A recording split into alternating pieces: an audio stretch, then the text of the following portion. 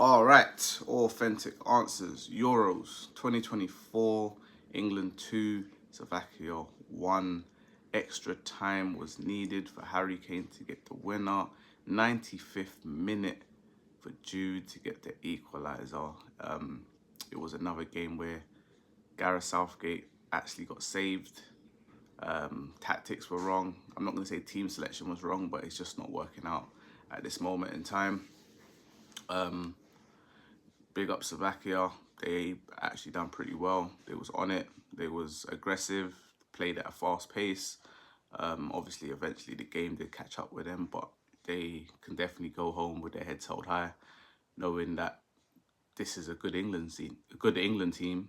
And to be honest, England didn't have many opportunities. I don't think they had a shot on target until Jude Bellingham actually scored. So that says a lot about where both teams are at this moment in time. In the last 3 weeks, we've seen England play 5 games, if you include the friendly, and all have been disappointing. Gareth, I feel, has been very stubborn. He doesn't want to give in to letting the media know that they was right about his selection, his tactics, whatever it might be, but definitely is a factor. And yeah, there's a few players that I think definitely need to hold bench for the Switzerland game. First of all, I want to start off with the equalising goal. No. Actually, let's start with the Slovakian goal. England had a lot of misplaced passes, a lot of backward passes. I think there was like 3 bookings in the first 7 minutes where it was just like, just pass to each other. Like, just that's all you have to do. All this panicking and doing all of that, I don't understand why England do it, because they've got the players capable of playing football. Trippier, I feel we shouldn't play anymore. I was very surprised to see him on the team sheet. He's just past it now. It's as simple as that. There was even an opportunity where he should have scored, and I was like, bro. And that was on his right foot. Like, simple as that. Carl Walker said it in my last video, not good enough. I do think he has off the field things going on in his life that maybe is distracting him. That could be a factor of why he's not maybe playing as well as he should do.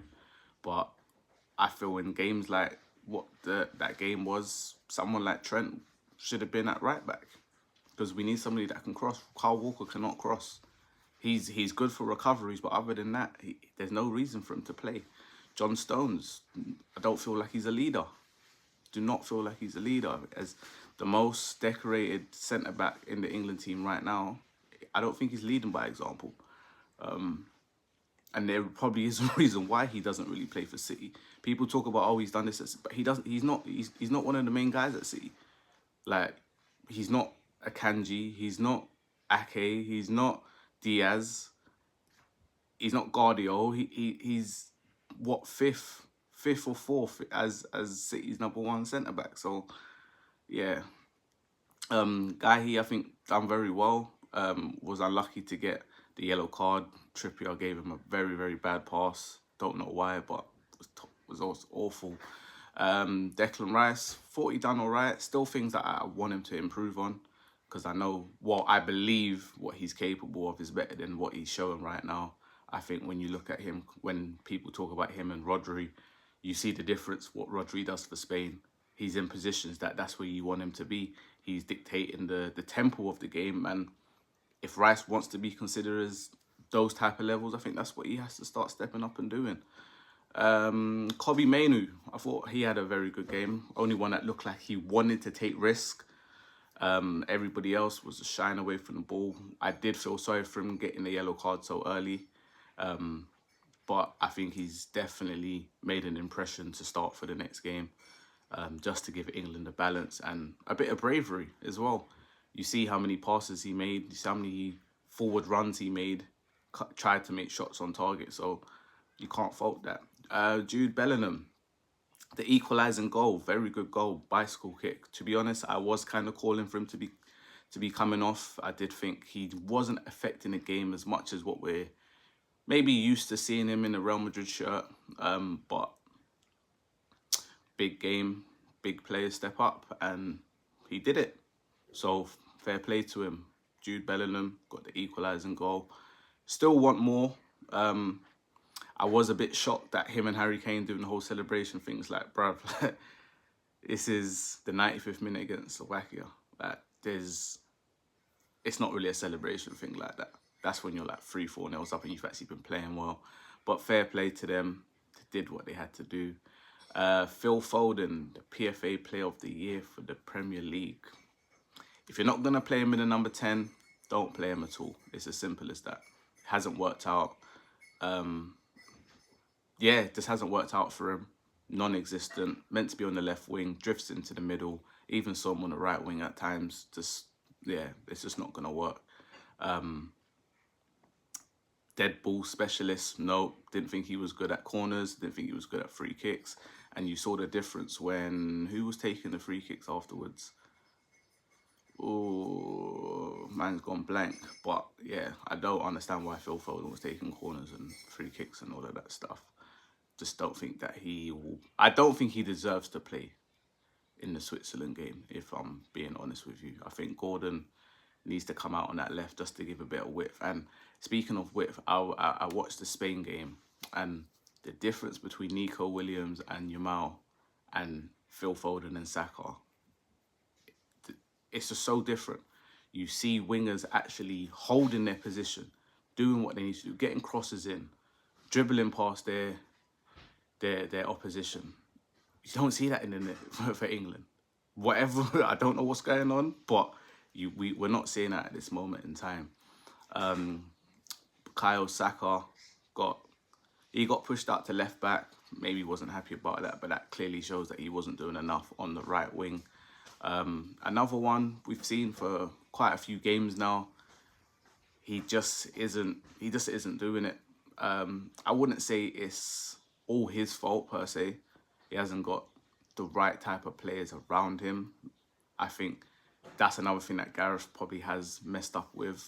The way he's even treated Ben White. I think the relationship that Saka and Ben White have for Arsenal, that should have been pretty key for Gareth Southgate for this England team. Because I feel like, I said it before, I feel Ben White is just a modern day Gary Neville. He just does what it says on the tin. He's going to give his all. He just does the basics normal. Like, that's all you need. He gives the overlap. He gives the space for Saka to run into. And that, I feel like that would have been a lot better than Kyle Walker right now. Even, what's his name? Luke Shaw and Rashford, they also gave the balance on the left-hand side. I thought that's what England are missing as well. There's that lack of balance that on the wings that it just isn't there, and that's due to Southgate's selection. So that's something that he definitely has to take accountability for. Harry Kane, disappointing. Yes, he got the goal, but no shot on target for the whole 90 minutes. Still not really getting into games. England are really yet to score a team goal. Phil Foden, if he would have stayed on side, I don't know why he was offside, but only he will be able to tell people why he did that. But yeah, overall, it wasn't a great game. I think the subs came on and did very well. I was very happy to see Ivan Toney get some minutes, even though it was only for a couple minutes, but at least at extra time he got some more. But he definitely made an impact, got an assist for Harry Kane. Who come on? There was only one sub in the beginning. Who was it? Who came off? I can't even remember now. Palmer come on. Who did Palmer come on for? Oh yeah, Trippier. Right, Trippier, rubbish. That shouldn't be playing. His time's done now. And it questions, why did Southgate bring Luke Shaw? Like, 4 games in now and he's still not fit. And to be honest, part of me feels like I don't even want him to play because that's my Man United hat on. I don't want him to get injured. So, yeah, don't play him. Put Saka back at left back. But yeah, man, England still struggling. They are through to the quarters, but the Swiss, they look dangerous. They look like they're on it. And that's the thing with a lot of these smaller nations. Like, they've got that togetherness. And England really need to make sure that they don't have performances like what they had for the last couple games, because they will go out. And it would have been, I will not say funny, but if England would have went out you can only imagine the headlines. You could only imagine the headlines. Southgate is being stubborn, not he's. And do you know what it is? Yes, he's the one that's putting the players out there, but the players that are out there, they still shouldn't have enough about them to know how to win a football match. There's too many of them that play at the highest level that are just not doing it right now. Thoughts for the Switzerland game, I would like to see Trippier dropped, Foden dropped, Saka dropped, and I would like to see Gordon, Palmer, and if Luke Shaw is not fit, I would like to see Gomez or put Saka at left back. But I don't want to see Trippier at left back anymore. I'm sorry. Yeah, let me know your thoughts. Jude Bellingham, Harry Kane to the rescue. How far can England go? What will be the predictions for the Switzerland game? Saturday, make sure you like the YouTube channel, subscribe, comment, share with at least one person. Authentic answers. Peace.